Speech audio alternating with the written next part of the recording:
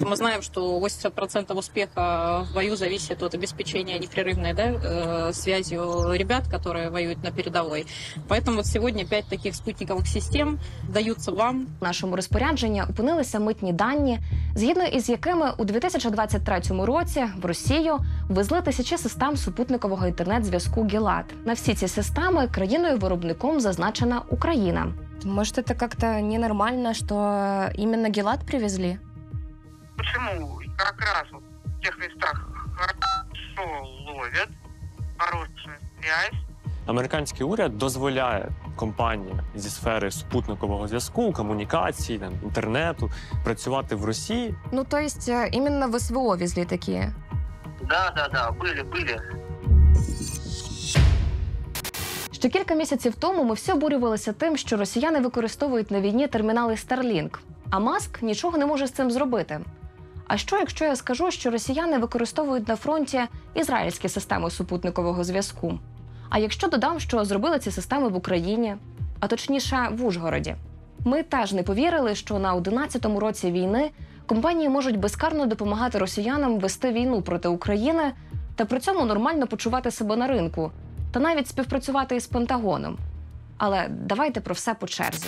Мене звати Настя Горпінченко, я журналістка Слідство.Інфо. Кілька місяців тому у нашому розпорядженні опинилися митні дані, згідно із якими у 2023 році в Росію ввезли тисячі систем супутникового інтернет-зв'язку «Гілад». Загалом аж на $5 мільйонів. У митних деклараціях на всі ці системи країною-виробником зазначена Україна. Цинічності цієї історії додає ще й те, що впродовж повномасштабного вторгнення в російських медіа їхні політики і волонтери регулярно хизуються передачею таких систем на фронт.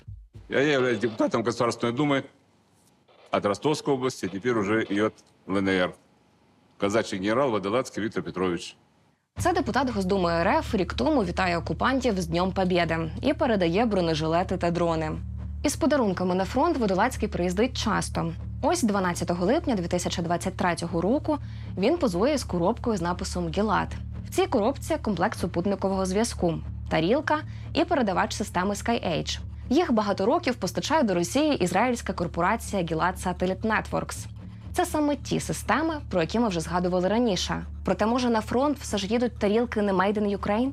«Гілад Satellite Networks» допомагала росіянам розбудовувати мережу супутникового зв'язку як для приватних потреб, так і для державного сектору ще з початку 2000-х років. Компанія є партнером найбільших операторів супутникового зв'язку – дочірньої компанії «Ростелекома», а також дочірнього бізнесу «Газпрому». Крім цього, системи «Гілад» постачають до структур МВС Росії. Существуют разные спутниковые группировки, которые покрывают разные территории. Если мы говорим про Россию, то Россию покрывают их спутниковые группировки, спутников «Ямал» и «Экспресс». «Ямал» — это коммерческая система спутниковая, которая принадлежит «Газпрому». Система «Экспресс» принадлежит государству спутников. Поэтому, если мы сейчас посмотрим на российские фронта, с их стороны мы увидим много-много тарелок, особенно их много в Харьковской области, которые все направлены в одну сторону. Это весь российский интернет, который работает на военные задачи. То есть, и он работает весь на спутниках «Ямал» или «Экспресс». А що санкції, запитаєте ви? Чому «Гіладу» просто не заборонять постачати до Росії цю продукцію? А тому, що довести використання цих систем військовими непросто. А повністю припинити постачання в країну майже неможливо. Американський уряд дозволяє компаніям зі сфери супутникового зв'язку, комунікацій, інтернету працювати в Росії, тому що це йдеться про доступ цивільного населення Росії до супутникового зв'язку. Тобто це захист свободи слова, захист інформації і всі ці красиві речі, які західні демократії часто люблять. Якщо такі докази є, якщо ці докази валідні, тобто умовно можна показати, що підрозділ російської армії користується продукцією певної західної компанії, з'єднуються там із супутником через власне пристрої виробництва західної компанії, то у цьому випадку західні уряди, органи санкційні повинні взяти це до уваги і власне, можливо, прийняти рішення про санкції. Ну, ми спробуємо зібрати ще доказів. Якщо постійної публічної комунікації російських політиків про завезення «Гіладу» ребятам в СВО замало.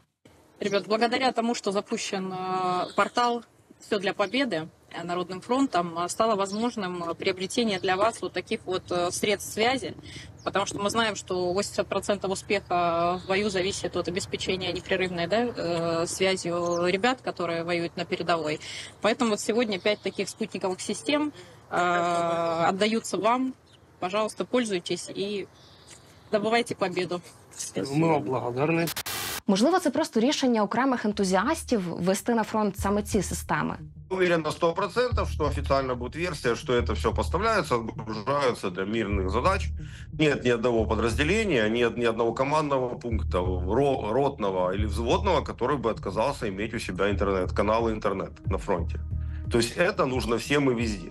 Если у нас абсолютно спокойно там 60 тысяч, 70 тысяч старлинков проглотились по ЗСУ и разошлись везде, и еще разойдутся, то, естественно, такие же потребности не меньше в Российской Федерации. То есть фронт большой очень. И сейчас я вот смотрю по данным аэроразведки, все больше, больше и больше вот этих вот лопухов возникает. Они очень заметны, их тяжело скрыть. Да? Системність постачання на фронт нам випадково підтвердила компанія-дилер Altegro Sky. Основний офіс у них в Москві, а самі вони називають себе найбільшим комерційним провайдером супутникового зв'язку. Під час дзвінка в техпідтримку менеджерка Яна розказала, що ребятам допомагають партнери. А подскажите вообще, ваши возят Гелат? Может, это как-то ненормально, что именно Гелат привезли? Почему? Есть, да, эта техника как раз попадает вот под ту платформу, зону покрытия, которого как раз вот в тех местах хорошо ловят, хорошая связь. Сейчас партнеры нашей компании закупают и гуманитарной помощью в зону отвозят. Отже, ребятам на СВО Гелат таки передають, але може хоча б не українського виробництва? До ще одного постачальника систем Гелат, що зареєстрований у Краснодарі, ми дзвонили під легендою. Мовляв, ребята в СВО отримали Гелат, зроблений в Україні, чи не дикість це? Ну, там вот на коробке на самой написано, что она украинская. И ребята позвонили, попросили уточнить, нормально ли это вообще, потому что, ну, сами понимаете, они боятся открывать, использовать. Ну вот на самой коробке Made in Ukraine написано. Так, ну, была такая партия, на АМУ-1. Вы говорили, что были, да, вот такие ситуации уже? Именно военным везли. Я просто не могу понять, насколько это нормальная, ненормальная ситуация вообще. Нет, это нормально. Были такие, они есть на АМУ-1. Это... Ну, то есть именно в СВО везли такие? Да, были. Но это старые, да? Сейчас таких не везут уже, наверное. Это, скорее всего, какой-то один остался, да? Ну, тоже они и сейчас они есть тоже.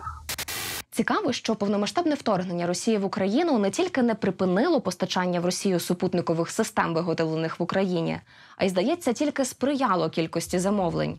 Так, у 2021 році таких систем закупили на $982 тисячі. У 2022 році – на $840 тисяч. А в 2023 році загальна сума стрибнула до $5 мільйонів на рік. Тобто обсяги поставок систем саме українського виробництва зросли в 6 разів. За даними митних декларацій, відправлялися виготовлені в Україні системи з Ізраїлю та Туреччини. Також Gilat Satellite Networks ввозили аналогічні супутникові роутери з Філіппін, але у кілька разів менше. Важливо уточнити, що продукцію під брендом Gilat в Україні виготовляє завод ТОВ JBL Circuit Ukraine Limited в Ужгороді. Згідно митних даних, значну частину цих товарів експортують до Угорщини. На відміну від Gilat, в JBL стверджують, що вийшли з ринку Росії і закрили там виробництво. У відповідь на запит Слідство.Інфо в JBL зазначили, що підприємство в Ужгороді не здійснює поставок товарів в Росію. Згідно з нашим зобов'язанням дотримуватись глобальних етичних стандартів і прав людини, JBL зайняв чітку позицію на підтримку України в умовах триваючого збройного вторгнення Російської Федерації в Україну. Ми запевняємо всіх зацікавлених сторін, що ми вжили заходів для того, щоб жодна продукція, вироблена JBL в Україні, не постачалася до Російської Федерації. Ми активно працюємо з нашими клієнтами та ланцюгами постачання, щоб забезпечити суворе дотримання нашої політики щодо заборони поставок до Росії. Та, схоже, поставки обладнання українського виробництва таки відбуваються. Принаймні, про це свідчать документи, підроблювати які, як нам пояснили експерти, просто немає сенсу. Ця база – це витяжка з митної декларації. Тобто з кожної графи там тягнеться якісь дані. Тобто брокер підготував митну декларацію, подав її в митний орган і розуміло, що попередньо задекларувавши в митній декларації, що країна походження Україна, згідно там документів, тому що він не може там просто взяти з голови, придумати це йому. Любу дані, які вказує митний брокер в митній декларації, він має документально підтвердити. Про це говорить, що товари, які були імпортовані до Російської Федерації, мали походження України. Вантаж міг вивезтись з України, умовно приїхати в Ізраїль і там розмитнитись, або там лягти на митний склад в режимі транзиту і потім продатись з Ізраїля вже кудись там, умовно, в Росію. Це такий доволі довгий маршрут для цього вантажу. Або ж цей вантаж міг виїхати в Європу, також зберігатись на митному складі в режимі транзиту, і потім з цього митного складу відправитись вже в Росію, що більш логічно, тому що це менші витрати на логістику. Ми двічі відправляли запит до ізраїльського Гілату, аби дізнатися, чи усвідомлює компанія, що своєю продукцією допомагає російським військовим у війні проти України. Проте так і не отримали відповіді. Цікаво також, що водночас із роботою на російському ринку Гілат також є підрядником Департаменту оборони США.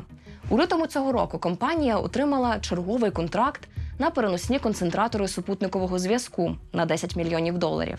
США, Європейський Союз, Велика Британія зацікавлені в доказах використання продукції для війни. І якщо такі докази присутні, якщо можна показати, що щось конкретно, активно, системно використовується російською армією для ведення війни проти України, тоді більша вірогідність, що західні санкційні органи внесуть під санкції або такі компоненти, або такі компанії, які в Росії там імпортують щось або надають такі послуги. Тобто, щонайменше останні 3 роки системи супутникового зв'язку, виготовлені в Україні, тисячами їдуть в Росію. Більше того, вони звідти потрапляють на фронт і допомагають росіянам виконувати поставлені задачі, а саме окуповувати все більше наших територій. І цього все ще замало для того, аби хоча б запровадити санкції щодо Гілат. Сподіваємося, що цей матеріал стане доказом для Євросоюзу та США, що ці системи супутникового зв'язку не лише сприяють свободі слова і використовуються зовсім не для цивільних потреб. Якщо вам відомі подібні випадки подвійного використання товарів, пишіть нам. І якщо ви ще не підписані на Слідство.Інфо, саме час це зробити, аби не пропустити наші нові викриття.